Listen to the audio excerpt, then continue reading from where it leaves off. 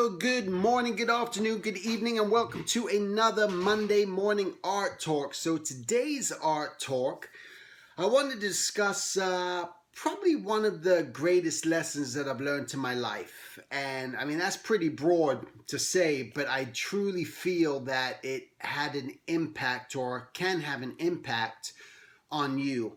And it's really, again, the mindset of it. But I think when you come to the realization and you're honest about it, not just saying it to say it, but truly honest about it, knowing that anything you ever get involved in, anything that you're ever going to do in this industry as an artist in your life, that nothing truly lasts forever, that nothing is permanent in this, no matter the great circumstance you find yourself in, that studio job, that sort of establishing yourself, you feel like you've got on a rhythm in some way, like, wow, man, I'm doing this, I've been doing it for 6 months now, I've been doing it a year, wow, it's been going on for 5 years already. But not to fool yourself to think that it's always going to continuously keep going that way. And especially maybe if you're doing well financially too. Maybe you're in a place where you're just like, man, this is great. Not thinking that it's going to end. And I'm not one that likes to think about the future because you can't predict the outcome of the future. We don't know what circumstance is going to change that. And it can change like that at any instant for whatever reason. We don't know whether it be technological advancement, whether it be a human error, whether it be, we don't know. Again, you can't predict all these things. But I think is part of this message is making sure whatever situation you are in, and if it is a good financial one and you're thinking this is great, I'm able to support my family, I'm able to support myself, I'm able to do this, make sure you save. Make sure that you take some of that money that you are making and put it away, because those rainy days happen, but then the sun always comes out again, right? It doesn't stay rainy forever. But the most important thing is to make sure that you start building up that little nest egg and realizing that what you can do with that is take that investment that you make for yourself, that money that you put away, and it may be small little bits. It may be $10 a week, it may be $20 a week, whatever you can do. Just try to think about that, because that money you're going to need to use to build upon something else that you want to do in the future when this other thing goes away. I remember so many times in this industry, and it still happens today, and I can honestly say I don't notice it or don't see it as much because I don't work in the studios in-house anymore. I work from home, but I'm sure it's still going on rampant, because I used to see it all the time for so many years, and I can't imagine that it's changed that much. But what I would see is a lot of desperation when a show ended, when people were on a show and everyone felt, and people in animation make good salaries. They really do. They make a good living. Yet I could never understand why, when all of a sudden the show ended, they would just scramble and stress out and start to get so worried about money and everything else that they needed something. They never built up that nest egg. I don't know what a lot of these guys were doing with their money. I remember the time with the whole Disney thing that happened where Disney featured, these guys were making a fortune, making bonuses left and right. Just, man, that money was pouring in. They were buying things left and right. And all of a sudden, that gravy train ended. And a lot of these guys went out onto the streets, so to speak, just scrambling for jobs, and ended up having to sell their houses, just sell this, sell that, things that they had, possessions that they had. I'd see it on the television animation side, where people were selling their crew jackets, and they were selling things on eBay and just trying to get money. I'm just like, what the hell is going on here? So the most important thing you can ever do to prepare yourself is just start saving money. I don't care if you put money underneath your bed sheet, underneath your mattress. Just be smart about this and know that whatever gravy train you think you're on right now, every train comes to an end. It always has a start and it has an end. It has a destination. And we're not in control of that destination all the time. Sometimes we are, sometimes we're not. But I think the awareness of that and that's what's going to protect you. And then what you're doing through that is you're building up a small nest egg for yourself to when all of a sudden you go, you know what? The times come where, man, I need to take the bull by the horns, and I can't live like this. I'm tired of this industry. I'm tired of this job. I don't care what it is. This is a fantastic industry, and I'm not going to knock that. It's growing. It's huge, but be smart about it. And just, the thing is just make sure that you're building up that nest egg to when you realize, God, I'm done, I'm tired, I want to start doing my own things, that you can say, you know what, I'm going to start publishing my own book, and I'm going to look into that, and I'm not going to go the route of Kickstarter, and I believe in this project, and okay, maybe something didn't get funded, but now I got enough money to where I can invest and believe enough in this product, believe enough in what I'm trying to do, and that I can put the funds in for myself and make it work for myself and be reliant on me, dependent on me, not being dependent on other people. Because oftentimes what happens in reality, even with the Kickstarters, the GoFundMes, all these other things, you're still in a sense being, you're putting it's in someone else's court. The ball's not always in your court necessarily, because like we've seen many projects that are brilliant, which are amazing, where I go, man, that's an amazing project, but it doesn't get funded. So now you're dependent on someone else but if you have your own nest egg and your own money and you believe in it enough, the most important thing is invest in yourself. And that's what you got to do. So that's why, again, if it's $10, $15, $20, just start building that up for yourself and knowing that whatever situation you're in right now that's good for you, don't think that it's going to last forever. And there's an ease to that, because I think of things all the time that, I'm involved in. I'm just, man, it's awesome. It's wonderful. It's great. But I know it's not going to last forever. And that's why I think part of my drive is to keep trying new things all the time. And again, back investing in myself, going back to what my uncle told me. And I told that in another art talk about my uncle, who had influenced me at a very young age and just told me, just invest in yourself. Just don't rely on other people all the time, and start building that. And that's what I did. I kept investing in myself and saving money so that I could buy that bigger concession stand for doing caricatures, and investing in myself so I could afford these things. And that's what's going to be very vital. That's where the true growth comes from. And, I was watching this fascinating, I love documentaries. I love documentaries. I love teaching, but I love learning just as much. I love learning. And I learn not just in art, but I'm learning from these documentaries. That's all I watch, really, on documentaries. Netflix, that's all I care about. That's all I go to are the documentaries. And I watched this other great documentary, and it's called The Pit, the PIT. And it's all about the U.S. stock exchange. Again, it's so far-fetched from what I do. But I'm fascinated by it. It's another industry that they're not artists, but, these are people who are going through everyday stuff. And you ever seen what goes on in the New York Stock Exchange in that pit down there, when you see all those numbers and those people yelling in the... Holy moly, what a culture is going on over there. I couldn't believe it. And there's no way I could even compete with what these guys are doing down there.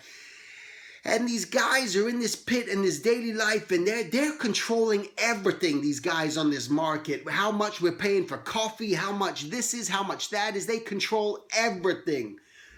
It's fascinating. And yet seeing what these guys were doing in their stories and how they thought that their life wasn't going to change. It was great. Some of these guys were making $5 million a week on the floor with no college education, nothing, just going down there, and they're investing their own money. They have to have their own money. These guys, you got to watch it. You got to watch it. It's fascinating.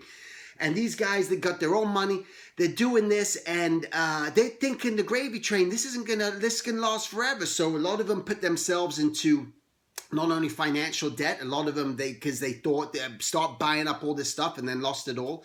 Other people, they thought this wasn't going to change. It was always going to be like this. But all of a sudden, technology came over where things started to get electronical with electronic devices, and that cut out a lot of people. So the mindset of thinking things are going to last forever, and in any industry, just doesn't exist. It doesn't work. My running joke that I tell people is, I think the only stability in this industry is if you work on The Simpsons, right? That show's been going on almost 30 years, or I don't know now. It's just insane.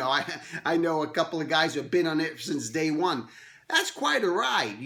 That's fascinating, but that's going to come to an end some point, right? So I hope those people are stacking away that funds and making a nice little pile to when they can just when it does end, whatever, that they can move on to their next thing, equally.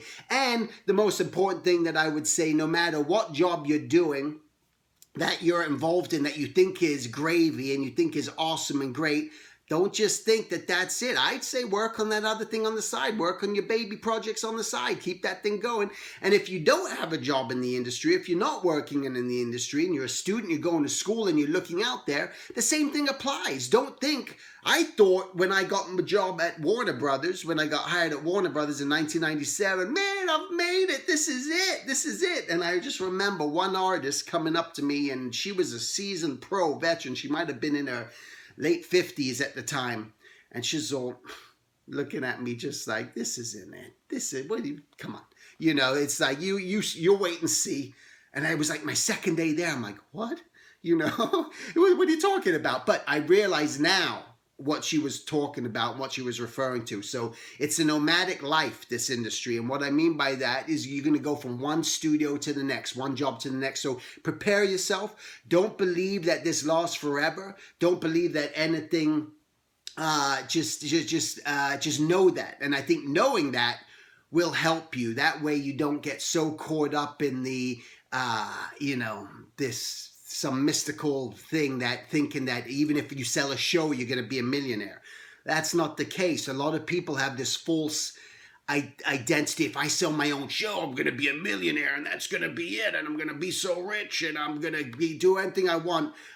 That's not the case. That's not reality. Very few showrunners do that well. Very, very few. You could probably count them on, your hand, in regards to how many guys are really succeeding in that realm, because a lot of these shows are short-lived, and there's contracts and there's deals, and the studios own the properties, and there's a lot of stuff. So, and even if you're that sort of mentality, and you think, man, I'm going to work so hard, I got my own show idea that I'm going to do it, I'm going to pitch it, I'm going to get it out there, and that's going to be my dream, and I'm going to sell it.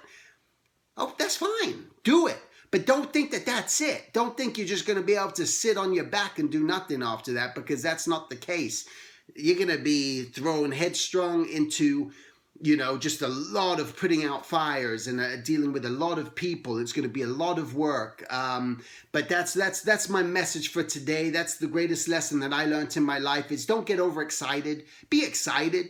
Enjoy the process, enjoy what you do, but don't get so overexcited that you think that it's the end all be all and that's all you're ever going to have to do, because that's not the case. And then that's really the greatest lesson I learned. So I don't overreact to things. Like even when I did get jobs, I think I used to be like, woohoo, yeah, man, in my mind, but then slowly after a while it kind of goes down. It's like, nah, man, that's great.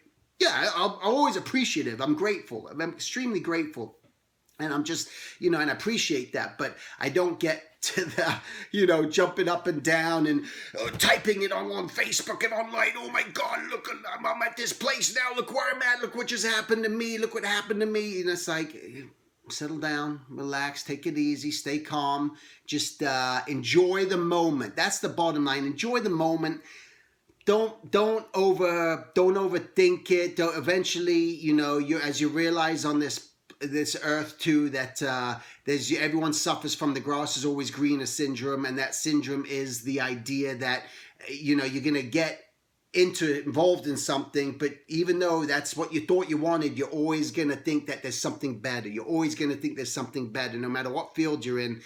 That's our mentality, that's what we do, and I think the idea is, if you can, as much as you can, just enjoy whatever situation you're in. Keep working on your own stuff on the side. Keep saving money on the side for yourself, knowing that you're going to use it for that rainy day. knowing that you're not going to be stressed out when you do get to that place in your freelance career or anything else where the money's not coming in and it's not there. Keep learning, keep working hard. I'm not talking, there's no laziness here. There's no, not doing that, but, stay focused, keep growing, keep learning. And that's it. All right. Have a great one. And I'll talk to you guys next week. Take care.